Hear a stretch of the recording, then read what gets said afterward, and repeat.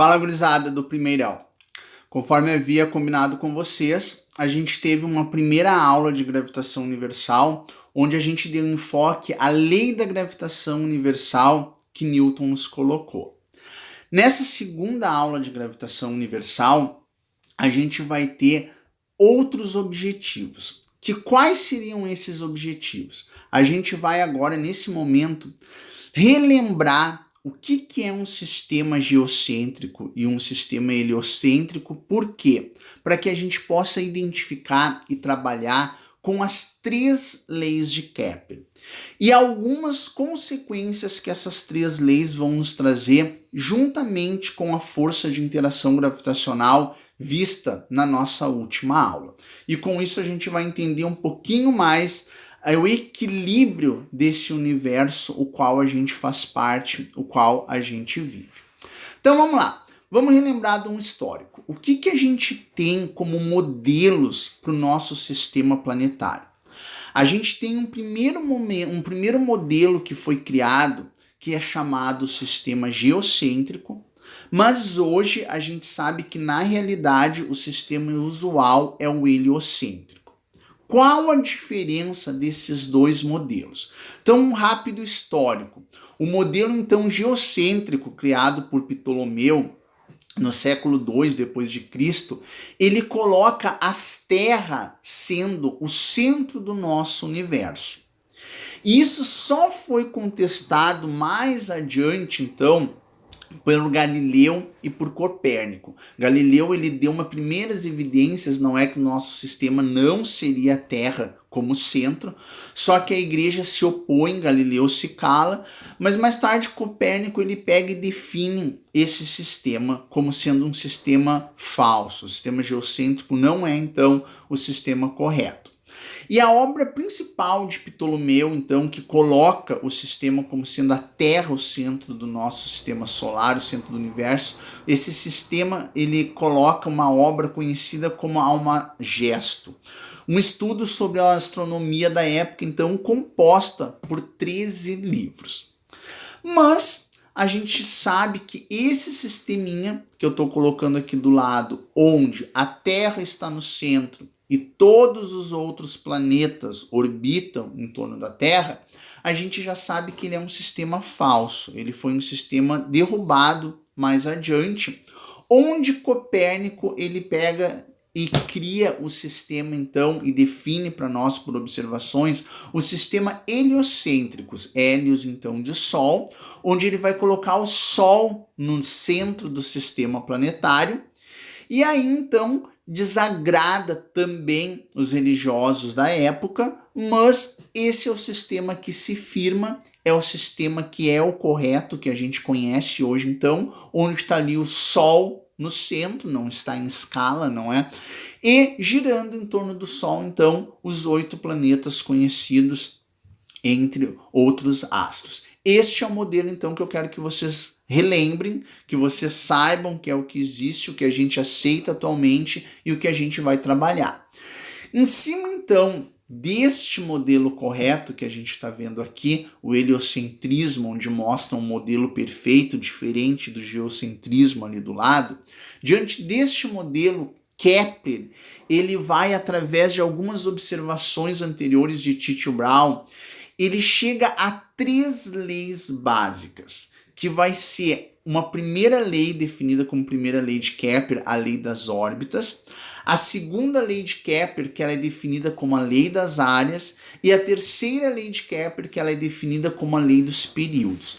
Então, assim, sobre o sistema, em cima do sistema heliocêntrico, ele define para nós essas 3 leis de grande importância que vocês vão ter que, a partir de agora, conhecer. O que diz a primeira lei de Kepler? A primeira lei de Kepler, que é a lei das órbitas, fala que a trajetória das órbitas de um planeta em torno do Sol, ela é uma elipse, não é circular, ela é uma elipse. Uma elipse, lá da matemática, tem que ter 2 focos diferentes de um círculo, não é que tem apenas um foco central. E nesta elipse, o Sol ele vai sempre assumir um dos focos. Então a gente vai ter aqui o Sol, como eu estou colocando para vocês, ele é um dos focos e o planeta ele gira em torno do Sol em uma órbita então dita elíptica. Quando este planeta estiver numa posição mais próxima do ano do Sol, esse ponto é chamado de periélio.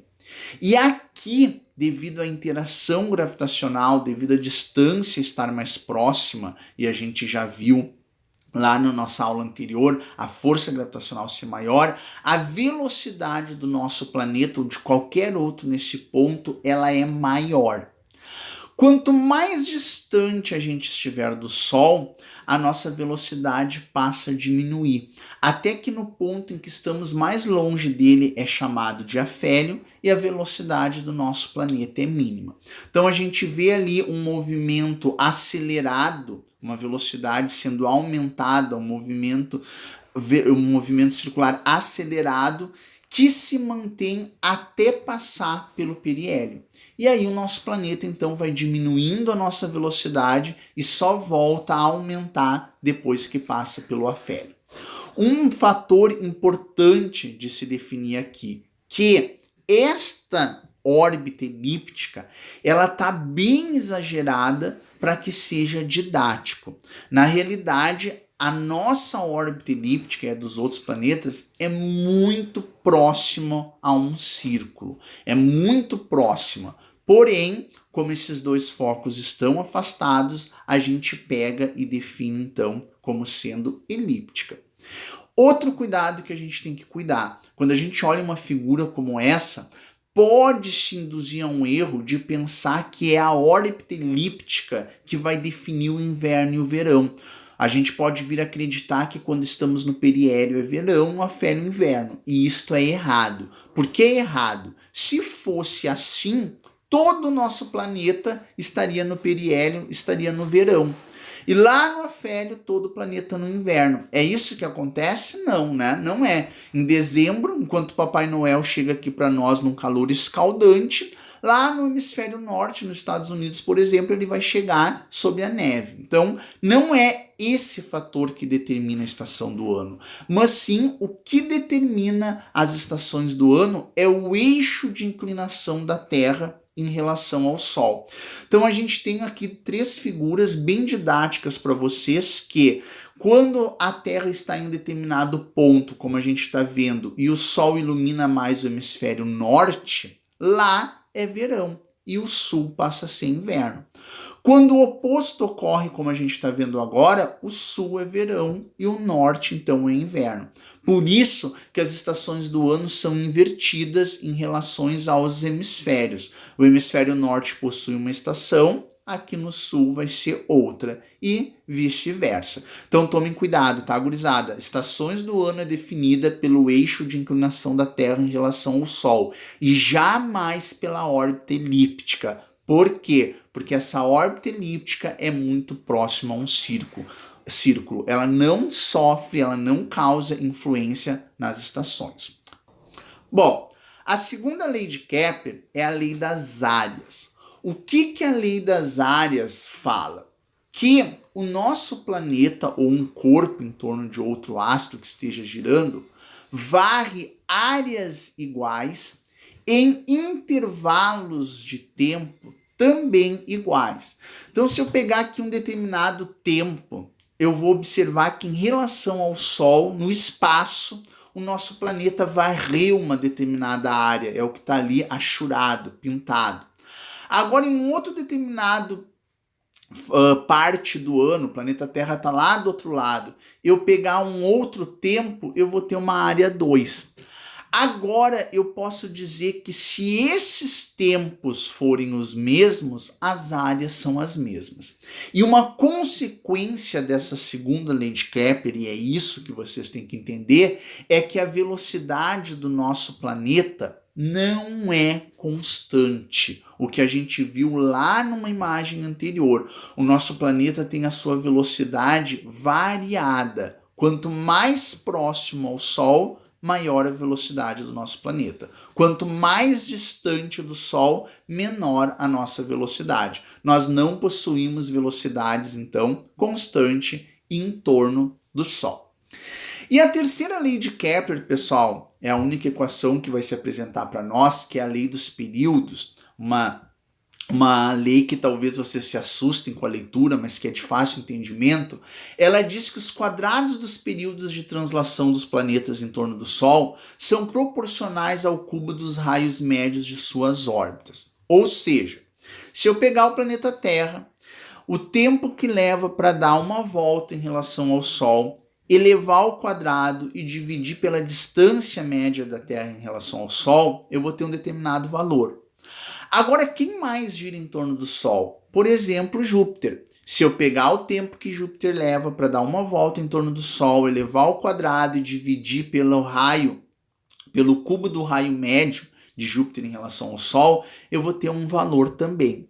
E este valor, coincidentemente, é igual ao da Terra. É isso que essa equação fala, que o quadrado dos períodos de translação de um planeta em torno do Sol são proporcional aos raios cubos, ao cubo dos raios de suas órbitas, e este valor é constante, é igual para qualquer corpo que gira em torno de um mesmo astro.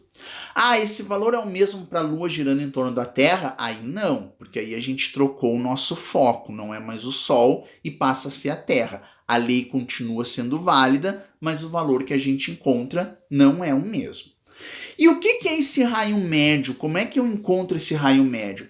É bem simples, eu pego a distância do ponto mais próximo ao Sol, no periélio, a distância do ponto mais longe do Sol, do afélio, somo e divido por 2. É assim que eu encontro o raio médio, então, de um planeta em torno do Sol.